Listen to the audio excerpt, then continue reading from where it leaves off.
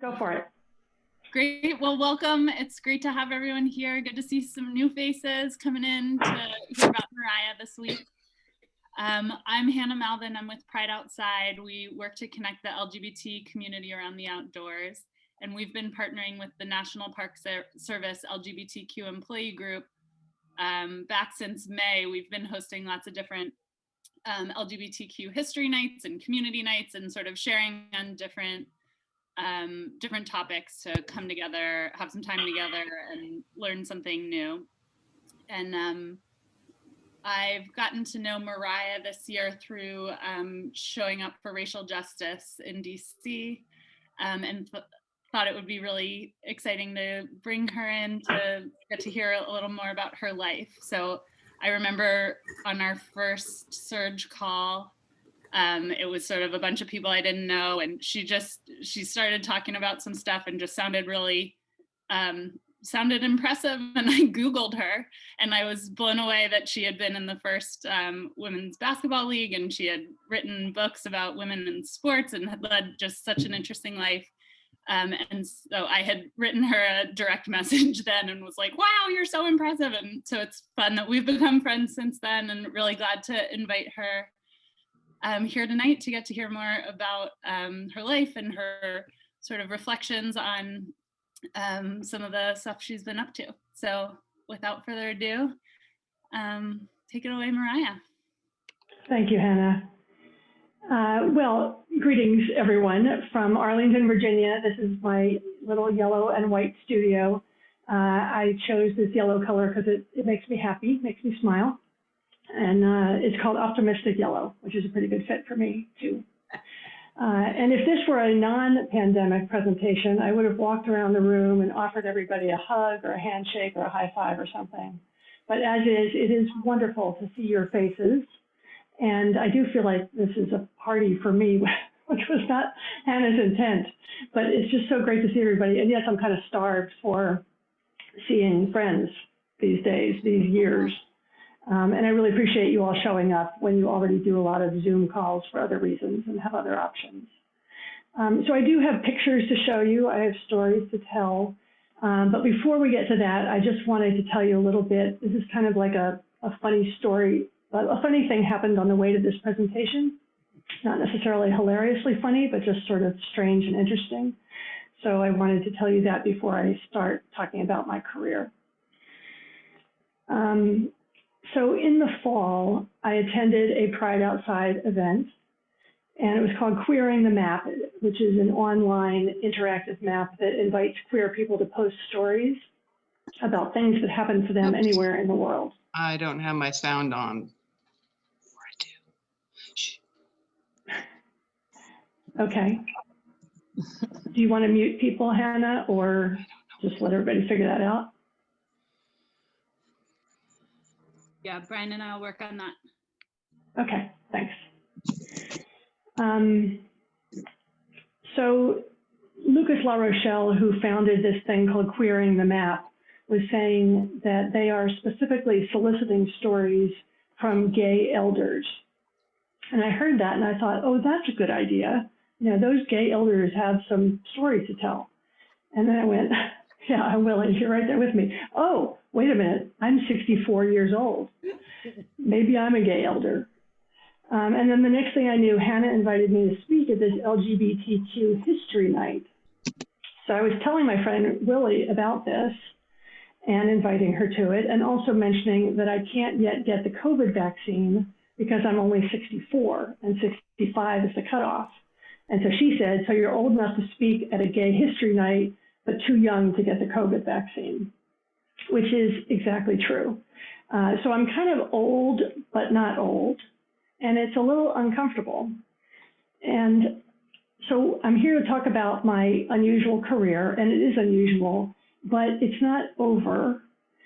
So I will talk about the past, but I don't feel like my life is about the past. So, okay, I'm history, but I'm also the present and I hope the future.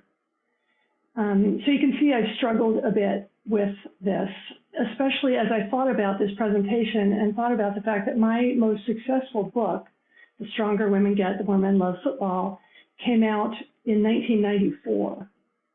So that's 27 years ago. And I realize I have not been sitting around twiddling my thumbs, as my mother would say, ever since. But ageism is real. And like sexism and racism and homophobia, we tend to internalize it. And there are some pretty harsh terms for people whose best days, so to speak, like their most productive or most impressive or most successful by traditional standards, those sort of days are behind them. And these terms started popping into my head, like washed up and over the hill and has been. So fortunately, I have learned over the years how to deal with my inner critic, and we all have one. They all have different scripts, and they change over time. What I have learned to say to my inner critic is, thank you very much for your opinion, and then just keep doing whatever I'm doing. But it surprised me that now the critic is using ageist sort of terms against me, too. So I am both not young, but also not really old. And I'm living, therefore, in what's called a liminal zone. Liminal is from the Latin for threshold, and it refers to an in-between kind of time or space. So this might be a transition from one job to the next, or between being single and being married, or between waking and dreaming, or between death and life, or ordinary reality in some other sort of world. And of course, a coming out process of any sort is also a liminal kind of time. And it's inherently uncomfortable to be in the middle between two phases of your life, but it can also be thrilling. It's a bit like letting go of one trapeze and not yet grabbing onto the next one and not necessarily knowing where it is even. And of course, all 7 billion of us are in a liminal zone right now between pre-pandemic and post-pandemic worlds. And it is unsettling, literally. You can't settle in. But the good news is that these liminal spaces, besides being thrilling at times, they can give us new insights. And in fact, innovation research says that the best ideas emerge when people step out of their comfort zone and into a different sort of space or time where they become more willing to try new things. So when I decided to tell you about my internalized ageism and the liminal zone that I'm experiencing now and that we're all experiencing, I felt better as I was preparing for this. So that's good news too, I think, is that when we talk about what's going on with us, whatever it is, but especially in times of uncertainty, we feel better. Community helps us to feel better. So today I will be sharing a retrospective on my career in the context of feminism and gay rights, while also telling you a bit about what I'm up to now in the present and what I'm working toward in the future. Okay? Sound good? Okay, here we go.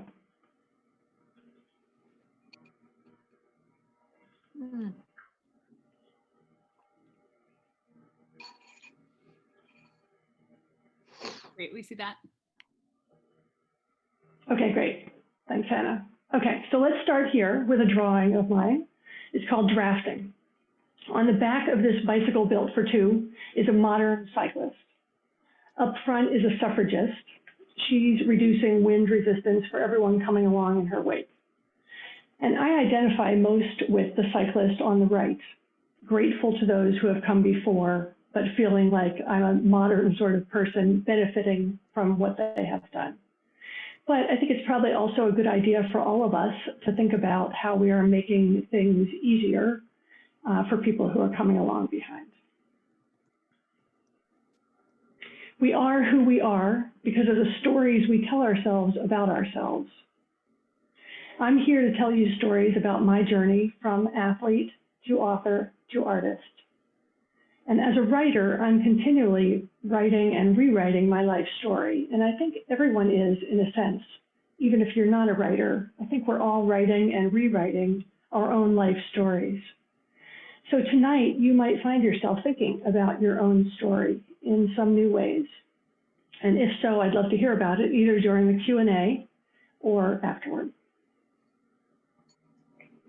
I was raised in Blue Bell, Pennsylvania, the youngest of 3 kids. I'm on the left. I've always loved books, and by about age 5, I decided I wanted to be an author. I'm also, as you all know, a lifelong athlete, beginning with swimming. Here I am in my team racing suit, pretending to dive off an old pier in New Jersey. This is my earliest basketball photo. I'm on the right with my brother Pete. We're standing on a mountain of snow after our driveway was plowed, and it is definitely the only time in my life when I ever dunked a ball.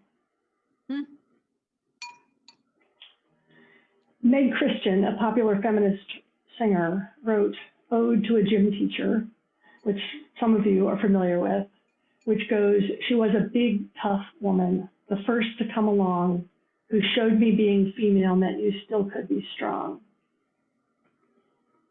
And the first big, tough woman to come along for me was my mother. Here she's holding our first place trophy for an annual mother-daughter relay. Now, we won that race every year from the time I was about 6 through 16, not because I was the fastest daughter, but because she was the fastest mother. She was a physician too, and a real badass, as my friend Rhonda called her. Much of who I am, I owe to her. Here's another big, tough woman, Dottie Bunting, my junior high school coach on the left. I'm seated and holding the basketball, slightly to the left, with my friend Mary Jo. And I'm still friends with her and with Barb Logan, who's on this call tonight, who is the blonde standing right behind me laughing. And a third girl, I'm also friends with her still, which speaks to what a bonding experience sports can be. This is my high school in Arizona, in the shadow of Camelback Mountain, where we moved when I was 16. The school didn't have a girls' basketball team, and by then I was pretty good and pretty brave, so I asked the boys' coach if I could try out for the boys' team. He said no, adding, "Your breasts would get in the way." I persisted, asking again, and he said, "Only if I can personally bind your breasts." Now, this was 1972, 3 years before the term sexual harassment was coined. I didn't even tell my parents. I did play in the boys' intramural league, and my volleyball coach, another big, tough woman, saw me playing with the boys and invited me to play on her women's AAU basketball team, which got the attention of the Stanford admissions director who recruited me. When I complained to him that it didn't seem like Stanford had a very strong women's program, he said, "We'd like you to come help build the program." So that's me in the white Stanford uniform shooting. And it's true, you could tell we did not have very many fans, but that wasn't really our fault, because for the first 2 years that I was there, we had been playing in the dinky little women's gym across campus. We didn't even have real coaches or real uniforms, only white t-shirts, red shorts, and red pinnies, little aprons. That's me on the right, holding up one of these pennies during a speech at Stanford many years later. My teammates and I had spent our first 2 years holding very small sit-ins, protesting gender discrimination at Stanford. This was 1974 to 75, not the 60s, but we had older siblings, so we had heard about sit-ins. And we insisted that the athletic director start implementing Title IX, which had passed a couple of years before in 1972. And Title IX prohibits gender discrimination in educational institutions. So finally, my junior year, you see me there in Maples Pavilion. We received real uniforms, access to what had been the men's gym, and access to the weight room for the first time, and for the first time, 2 full-time coaches. The year after I graduated, Stanford offered its first 12 scholarships, including for my friend Angie Piccioni, who is planning to be here tonight too, and might be here. Stanford has since won 2 national championships, so I like to think I did help build the program. Now for a coming out story that takes place in the Grand Canyon, so I want to offer a shout out to the National Park Service employees. When I was a Stanford sophomore, I invited a basketball teammate home to Arizona over the winter break. And during our drive back, Stephanie and I stopped at the Grand Canyon and hiked down to the river and back up. We took 3 days to do it, and Stephanie, who had come out in high school, courted me every step of the way. Now, if you're young, this is probably hard to imagine, but in that era, there was such a vast conspiracy of silence, and that's really what it was. It was a conspiracy where everybody agreed, in essence, not to talk about the fact of gay people. So there was such a vast conspiracy of silence that I knew almost no lesbians. Openly gay people were never on TV. I never even heard of gay people until I was in high school. 2 more minutes. And I had never considered that I myself might be gay. Sandwich submarine. So now I had heard this, that a woman without a man is like a fish without a bicycle. And this is an actual button I have saved from that time. It was written by Australian feminist Irina Dunn and popularized by Gloria Steinem, who often gets credit for the phrase, but she's quick to credit this other feminist from Australia. So Stephanie also introduced me to another expression that she had picked up at Stanford. After a good day with women, why go home with a man? Now, this was a persuasive argument. I had always loved girls. I had always felt loved and appreciated by my girlfriends. By the time Stephanie and I reached the top of the Grand Canyon, I was a lesbian. So then I needed a new button. And Stephanie found this for me. So I wore it. I don't still have it, unfortunately, but I wore it all over Stanford until I turned 20, in which case I aged out. Some of you will recognize Harvey Milk. We will not win our rights by staying quietly in our closets, he said in a 1978 speech that I heard him deliver in San Francisco. Milk was the first openly gay elected official in California, and he was assassinated just a few months later. Come out to your friends, come out to your family, come out at work, come out, come out, come out, come out, he said. And I still knew almost no gay people, except for a few Stanford students. So here was this 47-year-old city supervisor saying that by being openly myself, I could actually change the world. After Stanford, I was recruited to play for a French pro team, the best team in France, which meant that I'd get to travel all over Europe playing in the European Cup. I was also drafted onto the New Jersey Gems of the WBL, the first women's pro league in the US, which happened to launch the year after I graduated. I think of it now as the LNEH, which is the league nobody's ever heard of. But anyway, that year I had a choice of France or New Jersey. So no offense to anyone who might be from New Jersey, but having grown up in Pennsylvania, I had already been to New Jersey, so I went to France. But to my surprise, another center on my team was a little better at shooting, rebounding, and blocking shots. So after being the leading scorer and rebounder all 4 years at Stanford, I found myself sitting on the bench. It was a very tough year. After that season in France, I did come home and play for the New Jersey Gems, then for the San Francisco Pioneers. This is another actual button of mine. This is basically just a history of buttons. Now, while playing for the Pioneers, I attended a San Francisco Gay Pride Parade, as we called them in those days, with 250,000 other people. And I rode with the Dykes on bikes, which is always the lead contingent. And this is a vintage shot. It's not of me, but it does convey how happy I was on the back, actually, of a friend's motorcycle. You might notice that skirts were a little longer then. But so at that march, I saw a TV reporter staring at me from a raised media platform, and I felt my career flash before my eyes.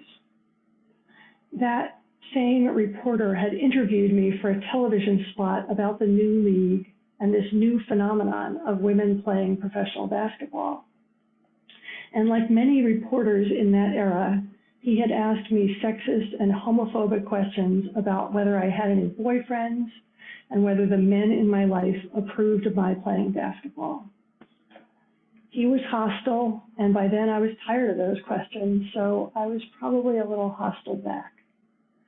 And sure enough, the day after he saw me at the march, my coach put me on waivers. And waivers means other teams in the league can pick up your contract, but basically you're fired. So I asked the coach why he was firing me, and he said, "You're not tall enough." However, there were 2 other players on that team exactly my height, 6'2", and nobody was taller. I did get picked up by the California Dreams, which was based in Los Angeles, but they sent us to John Robert Power's Charm School, which you may have seen depicted in A League of Their Own about the All-American Girls Pro Baseball League. In both cases, it was definitely all about disguising the fact that many of us were gay. I boycotted Charm School and soon found myself back in the San Francisco Bay Area, and it was another tough and liminal sort of in-between time. Now, for context, I was put on waivers from the San Francisco Pioneers for showing up at the Gay Pride March 2 years before Billie Jean King, and then shortly afterward, Martina Navratilova came out in 1981. Another 26 years passed before Sheryl Swoopes became the first openly gay player in the WNBA. And Megan Rapinoe and Sue Bird started posing naked 39 years later. On the left, by the way, the GQ spot cover is coming out in March 2021. So back to the sports part of my story. By the time my basketball career ended, my knees were quite shot. So I returned to my first sport, swimming, and began competing in masters meets. This is a much later photo of my mother and me at a meet in Arizona about 20 years ago. I swam the mile and finished second in my age group. She swam 5 different events in the 75 to 79 age group, I think it was, and finished first in all of them, of course. So back to 1982 now, just a couple years after I stopped playing professional basketball, and the league by then I think had folded too, or folded right around then.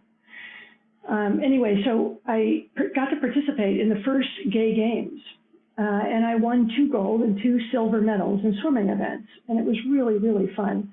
It was originally called the Gay Olympic Games, as you can see here, but the United States Olympic Committee sued, claiming copyright on the word Olympics, and ultimately won.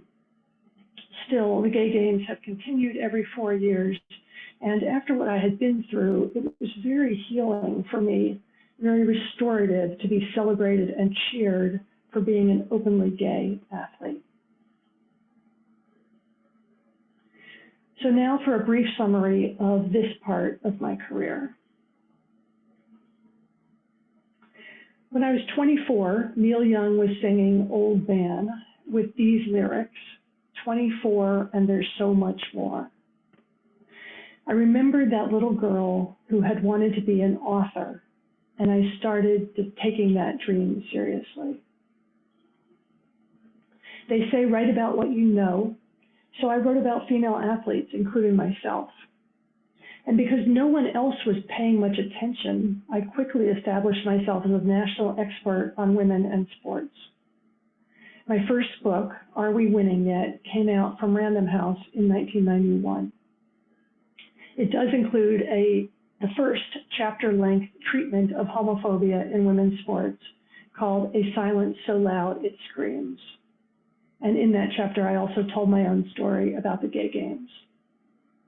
The premise of the book is that as women become more athletic and more openly, unapologetically competitive, it changes how we see ourselves and how society sees us. Over time, I also wrote hundreds of articles and appeared on countless television and radio shows. I do hope that through my writing, I have made sports more accessible and more welcoming for all female athletes. Here's my second book with another pin. This is The Stronger Women Get, The More Men Love Football. The one I mentioned was my most successful book. It is a great title because it's so true that it's funny. The premise here is that many men feel threatened by women's growing political, social, personal, and athletic strength and take refuge in the one place where there are no strong women, football. Now, this year, there were 2 female coaches in the Super Bowl, and there was 1 female ref. So things have changed a bit. There's a Vanderbilt soccer player named Sarah Fuller who scored in a college football game. Still, the most visible women at football games are the cheerleaders. This book includes a chapter called My Coach Says He Loves Me, the first analysis of coach-athlete sexual abuse, which does include my story of being abused by a swimming coach for 3 years between the ages of 14 and 16. He was between 25 and 27. There's a chapter here also called Sexual Assault as a Spectator Sport, and in that I break the story of the pattern of domestic violence and rape by football players, including O.J. Simpson. The book came out virtually the day O.J. Simpson was arrested for murder in June 1994 and received tremendous media attention, but also tremendous backlash, including death threats, which was very surreal to be traveling around the country giving speeches and have bodyguards on either side of me to make sure none of the people in the audience, shot me or something. Anyway, but these death threats and the kind of backlash I got really just proved my point, and I did note this at the time, that football is a very emotional issue for many men. I've since written 5 other books, including 2 for associations I've worked for, though they were way outside my job description, but I'm just really not happy unless I'm writing a book or have some big project underway. So moving now to the present, I'm still an athlete, I'm still an author, and I've become an artist just over the past 5 or so years. So I'll wrap up by showing you a few more drawings, and the final drawing will offer you a hug, since we all need hugs these days. Here you see a photo combined with a drawing of an ancient artifact found in Veracruz, Mexico. I've had 1 art exhibition so far, and this was it, just one piece in Rehoboth Beach, Delaware, about a year ago. I first fell in love with goddess figurines and statues on a trip to Greece in 2015. I was just awed by how many images there are of strong, powerful women. This on the left is a Cycladic figurine from 3000 BCE, and on the right, Nike, the Greek goddess of victory in Ephesus. Because many goddess figurines have their arms or wings raised overhead, I started out drawing goddess-athlete comparisons. You might recognize a very rudimentary early rendition of Venus of Willendorf, or Willendorf on the left, with a modern Olympic weightlifter. I also draw some cartoons.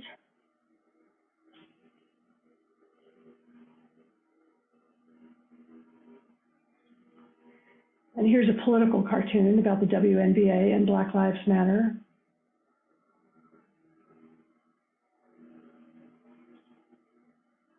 Here's a self-portrait.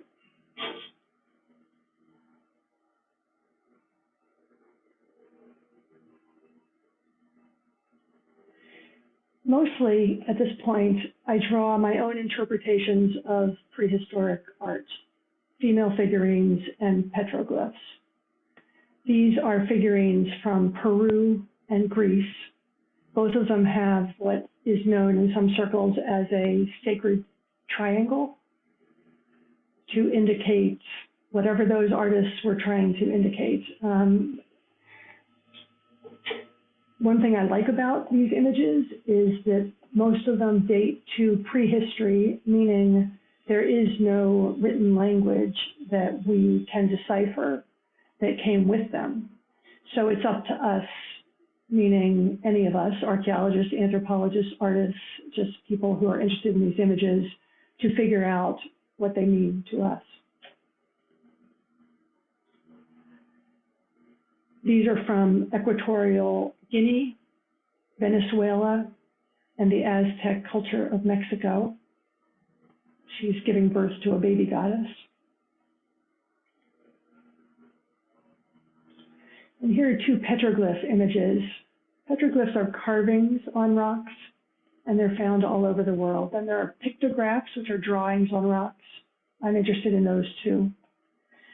The human bird kind of hybrid on the left is in Texas, the concentric circle head figure, and that is a motif that is recurring worldwide, actually, these concentric circle head figures. This one is from the Coso Rock District in the Mojave Desert in California. Here are a few more petroglyphs from Peru on the left and Altamira, Spain on the right. And I've done research. I've learned some things about all of this, but I thought I would just mostly let you look at the images for yourselves, and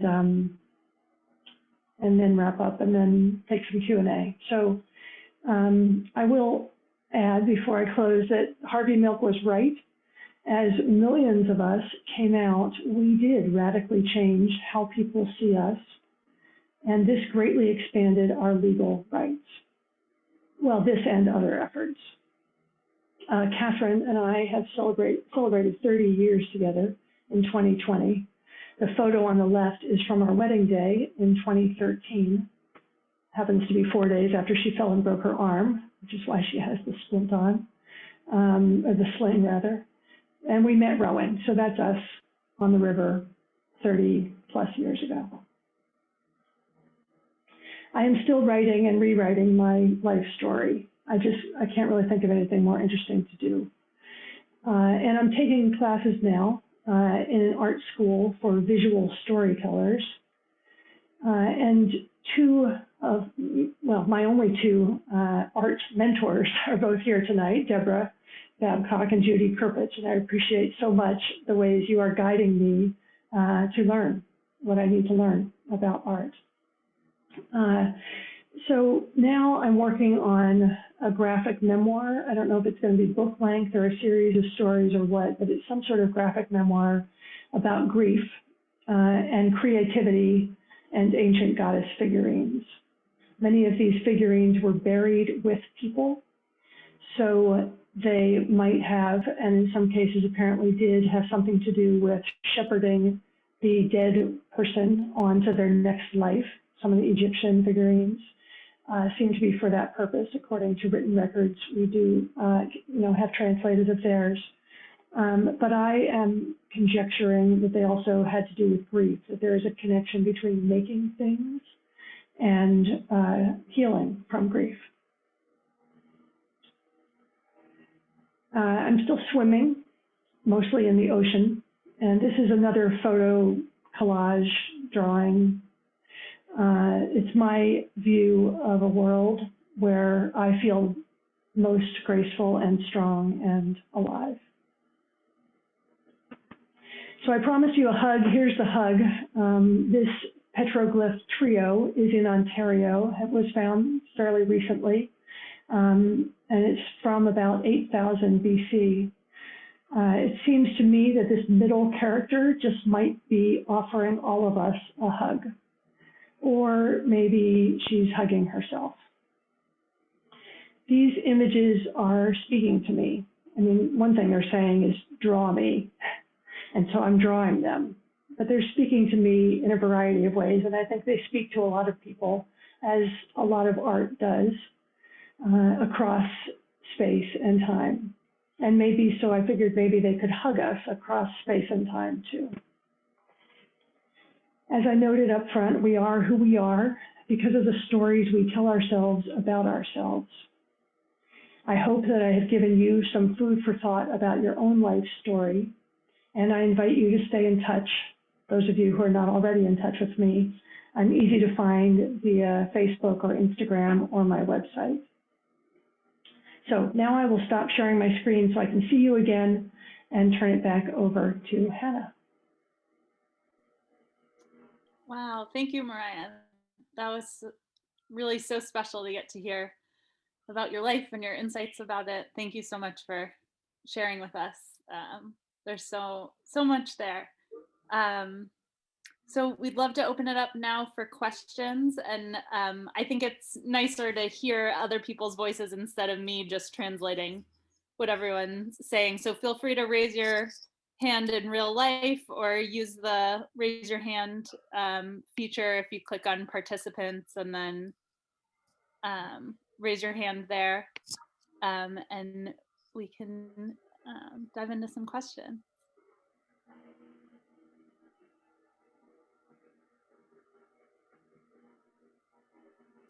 Go ahead, Victoria. Hi, Mariah. It's been some time since Mallorca. Yes, it has. Ellen Hello, Bath. Victoria. Yes. I'm glad. Fabulous writing workshop. Mm-hmm. Yes, Ellen's writing workshop. So when you talk of yourself as an elder, I had to laugh because I think at 64, I thought I was still pretty young. And I'm 75 now, my mother's 99, and I still think I have a way to go. So maybe I'm an elder now, I'm finally acknowledging that. But I sure enjoyed your talk, and I'm so pleased to see how you've transitioned from one part of your life to another. It gives a lot of hope to those of us who are still transitioning ourselves, that it's doable and possible. Thank you for your presentation. Thank you so much, Victoria. Well, yeah, and speaking of your mother being 99, as my friends know, my mother died in 2019, and I saw my cousin Linda Myers here, and I know Lori was planning to be on the call too. And we took a picture at my mother's service of 7 of the Burton cousins, and I put that on Facebook with a caption, something like, "We are the elders now." So for me, that probably was a triggering event of beginning to see myself as the older generation, having my mom die. What else is on your minds?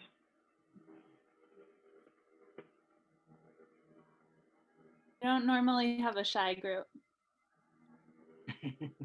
I'd like to ask you about your time in France. Were you able to find any, ancient goddess related things back then? And just hear a bit about your time in Europe. What stands out for you? Well, thank you, Erla. I just met Erla recently at the Sequential Artists Workshop, which is an art school that we are both taking classes in, and it's a great place to learn how to tell visual stories with images and words. Well, no, I wasn't tuned into goddesses at that point. I did discover Magritte, which was fabulous, so I went to museums, and because we were in the European Cup, as I mentioned, I got to go to Yugoslavia and Poland and Italy.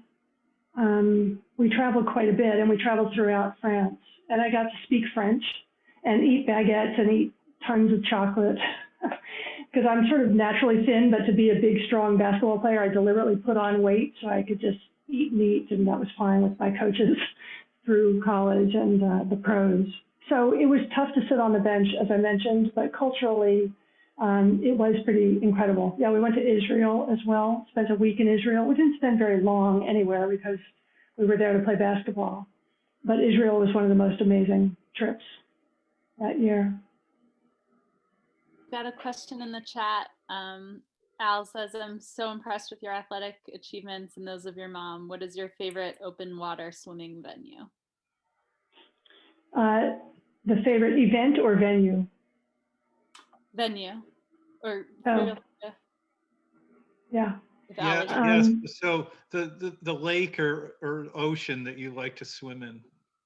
Oh, well, now I like to swim in Rehoboth Beach, Delaware, because that's the closest ocean to the DC area where I live. And it's got fabulous clean water and clean beaches. So it's a real pleasure. Whereas up in New Jersey, and again, I don't mean to slam New Jersey, but I guess I sort of am. When I visit my sister in Avalon, just the ocean water is a lot dirtier there. Anyway, yeah, and when I used to compete in races, that was in the ocean in Santa Cruz, California. There was, and it was a mile distance out around the pier that was half a mile long, and that was in like 55-degree water or something. It was horribly, horribly cold. So you were very inspired to swim as fast as you possibly can to get out soon. But that was great too. That's wonderful. Thanks. Mariah, this is Willie. Hi, Willie. We have to exchange stories. I don't think I was aware of your boycotting John Robert Powers. I don't know that you know that my mother was an instructor at John Robert Powers. We could have crossed paths. One of these days we'll talk about that. Yes, I would love to hear stories. Yeah, it was just too much to go from the Gay Pride Parade down to John Robert Powers Charm School. Hello, Rhonda. Rhonda, is that you? Hi. Everybody else who came on after I was saying hello to people. Hello. I've heard so many parts of your story, but I'm like welling up over here, just hearing it all together like this. It is so amazing, everything you've done and that you are doing and where you're going in the future. I'm just like blown away. Thank you for sharing that with us. Something else that I happen to know about you is that you are a champion for equity for all people, racial equity in particular.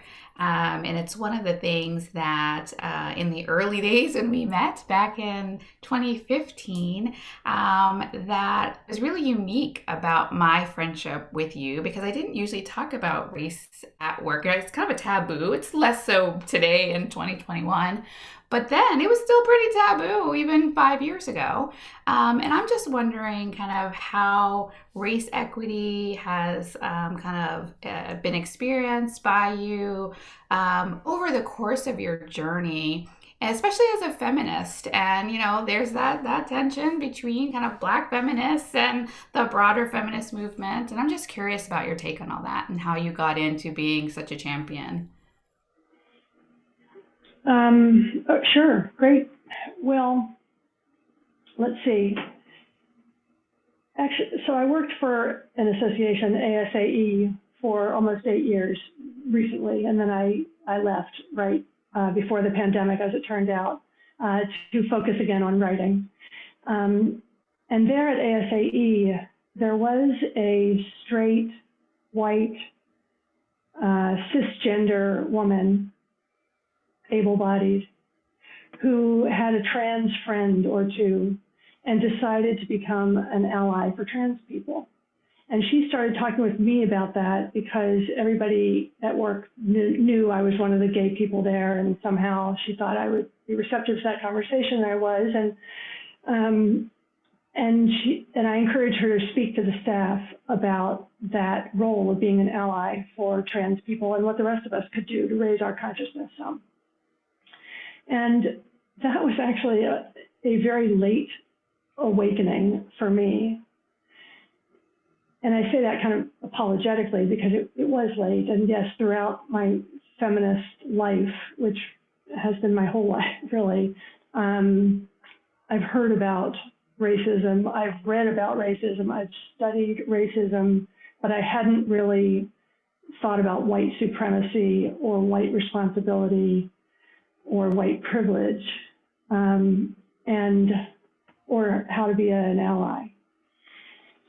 So anyway, so I got inspired by Priscilla and did more reading and thinking and talking. And actually, I did an open space session at one of your conferences at ASAE, which was a session where you didn't have to apply, you could just show up. I mean, we were there as staff anyway, but it wasn't an official session. It was just, you just put up something on the bulletin board, and then whoever showed up, showed up. And I said, you know, I'm looking for white people who want to talk about how to be a white ally. And I've since learned that the word ally is not so great necessarily. It's not something we should claim for ourselves, because maybe we're really not allies. Maybe we're not doing a very good job. And so that's for others to say.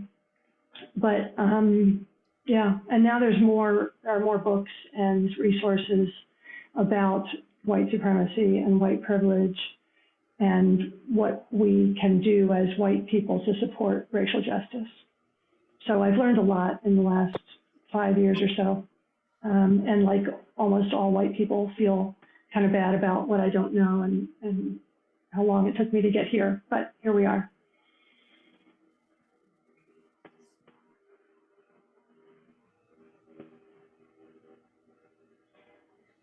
So what else? Deborah, go ahead. I just want to say, I have known Mariah since we were 11, and there's 2 other people on this call. Hello, Peter and Barb Logan. You know, it's just wonderful, inspirational. I just want to acknowledge, in addition to all these incredible ways that you have shown up in life, and the people that have benefited from your presence, one of your achievements has been to be a great friend. You know, I mentioned that earlier to you today, that your capacity to be a friend and to stay in connection is something that I'm just so grateful for, and the value that I place on what it is that we exchange and have exchanged throughout the years, as you have so beautifully expressed today, as we've gone through all these different stages, and now we're moving into being elders. And it's an extraordinary thing to hear the way that you have shown us, you know, your own passage through that time. And I just wanted to kind of give a shout out for those of us who've been around to witness and say, yeah, you did do all that. I watched a lot of it, and I'm glad to have been part of the story. So great love, Mariah. Well, thank you, Deborah. And as I mentioned, you're still part of the story, not only because you teach me about art, but because I'm teaching you a few things about writing. And it's a nice mutual sort of advisory group we have going. Yeah. We have switched roles. Yeah. I met Mariah through her association with ASAE, and just always been a light, just, you know, introducing me to concepts that, you know, I wasn't familiar with. Like, you know, you hear the word innovation and design thinking, but I was able to actually see it in action by participating in some volunteer efforts. She was part of the Centennial and leading up that effort to bring together volunteers to actually think about ASAE as an organization and how the Centennial will look, and just, you know, really pushing, you know, those boundaries. I think the one thing, you know, that stood out tonight, Mariah, was the whole part about writing or rewriting my life story. So I always think of my life in the past, or I think like, yeah, mostly past, but I love the present tense of it all. Was that something that you came to, or you've always kind of been in touch with that philosophy in your life? I've heard somebody say there are three kinds of people: those who are focused on the past, those who are focused on the present, and those who are focused on the future. And, you know, any of those models are overly simplistic, but it does seem, you know, I meet people who are telling old stories all the time, and other people who are talking about some trip coming up. I mean, now anybody would really be excited about a trip coming up, but whatever, you know, they're thinking about the future all the time. And anyway, so my orientation has been the present. I don't give myself too hard a time about what I have done in the past, though I can be critical, like all of us can. And I don't really focus on the future until something happens, until I get here. So I'm more interested in what am I doing? What are we doing right now? Might be just more personality than philosophy. But anyway, thank you for your kind comments. I really appreciate it. It's great to see you. The warmth and admiration is also a whole other achievement angle here with so much of that on this call. Heather, did you have a question? Me, Heather? Is there another Heather or me? You. Yeah. Okay. Oh my gosh. I was sort of a question, but it was just covered a little bit. It was about the rewriting. But then who was it? Deborah Babcock brought me almost to tears with that, known you since I was 11. And then I was like, oh, I can't ask a question now.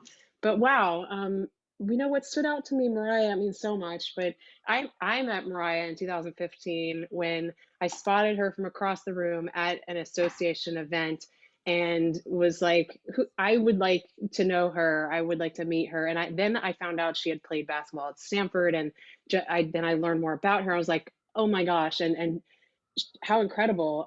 And I've been fortunate that she agreed to mentor me, and that has turned into a wonderful friendship.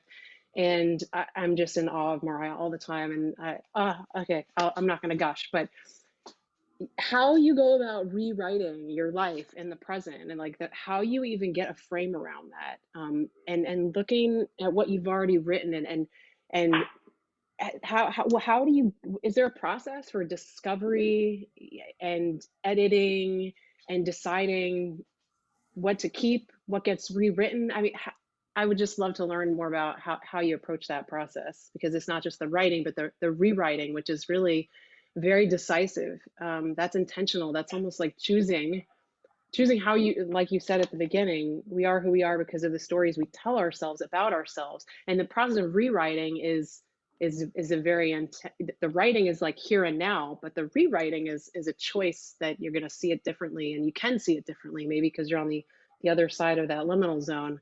So I would just love to hear any insights you have on that, Mariah. Yeah, I think you just answered your question.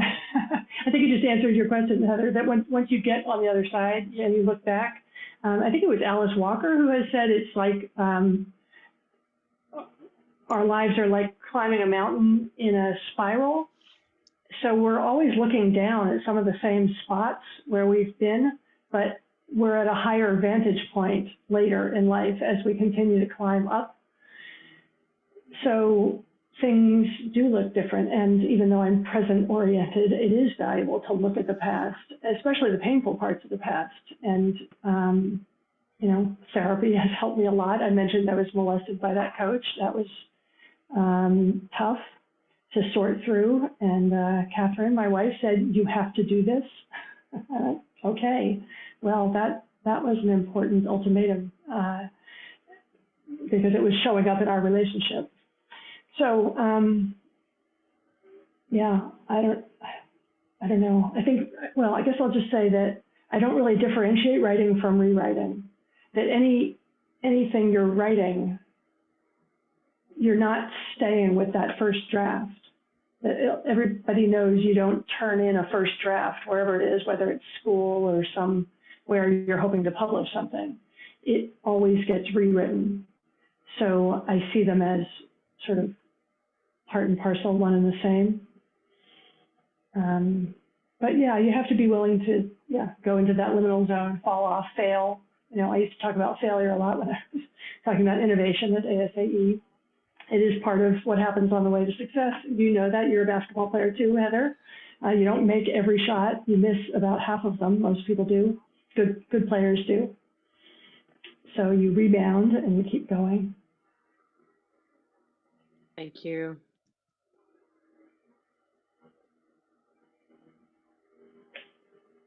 Any last questions?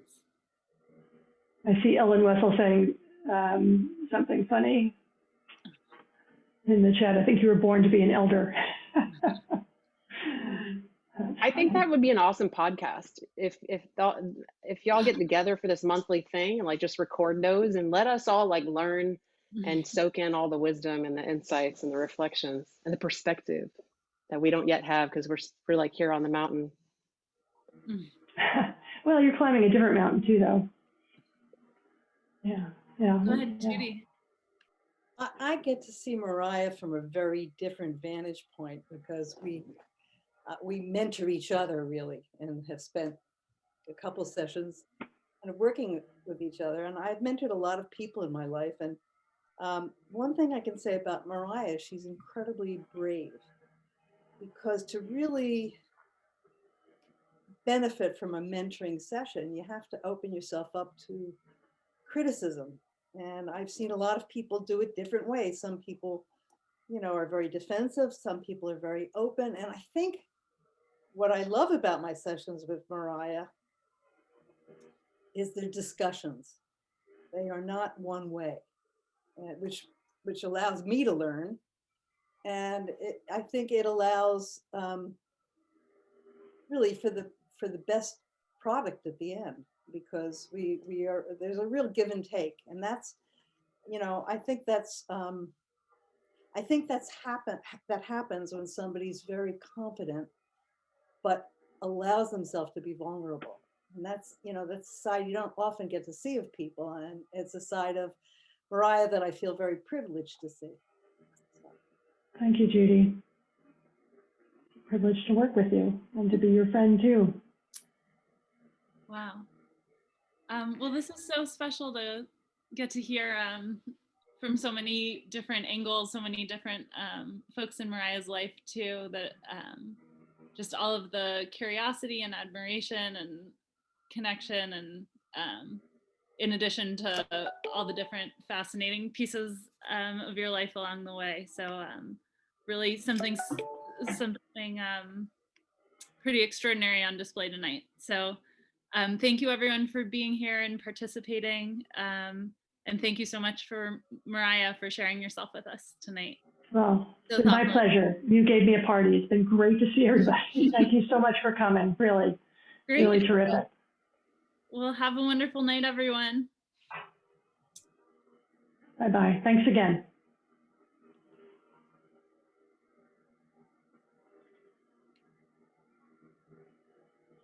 Hi, Mariah. It was great to see you.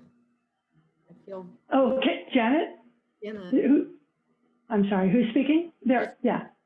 Yeah, hi, Janet. Great to see you too. That was amazing. I feel weepy listening to you, and I feel re-inspired. Oh, thank you. Up my art again. Oh, good. Well, share some with me. I will. Thanks. Wanda, thank you for coming. Whoops, she left. Hey, Pete. Hi, Pete. You haven't seen Barb Logan in a long time, right, Pete? Hey, where's Barb? Hey, Barb. Hi, Barbara.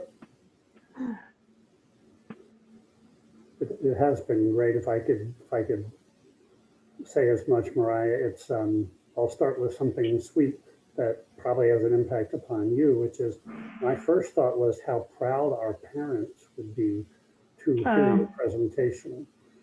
They would be very moved, and I feel like I've been able to be a stand-in for them and pass it on as best I could to them. Nice, thank you. That's great. For sure. I love seeing your poise. So I'm going to stand in for the pride, that your parents would feel for you. I love